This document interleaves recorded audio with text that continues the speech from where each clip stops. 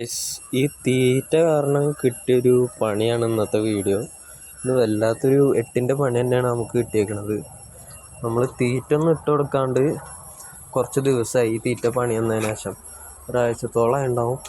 അപ്പോൾ നമ്മൾ ഇവരുടെ വെള്ളം ചേഞ്ച് ചെയ്തു. വെള്ളം ചേഞ്ച് ചെയ്യുന്ന വെച്ചിട്ടുണ്ടെങ്കിൽ ചാവാൻ തുടങ്ങി.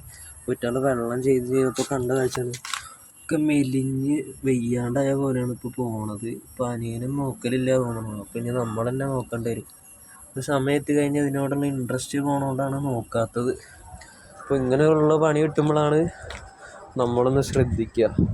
അപ്പോൾ അതാണ് നമ്മളെ ഫിഷ് ഫാമിൻ്റെ ഒരു കോലം കിടക്കണത്. ഇതൊക്കെ ഒന്ന് റീഅറേഞ്ച് ചെയ്തിട്ട് നമ്മൾ ആദ്യം മുതൽ സെറ്റ് ചെയ്തിട്ട് വീണ്ടും മീനുകളെ സെറ്റാക്കണം. അപ്പോൾ നിങ്ങളുടെ സപ്പോർട്ടും കാര്യങ്ങളും മാത്രം ഉണ്ടെങ്കിൽ മാത്രമാണ് ഇത് നമുക്ക് വീണ്ടും തുടർന്ന് പോകാൻ പറ്റുള്ളൂ.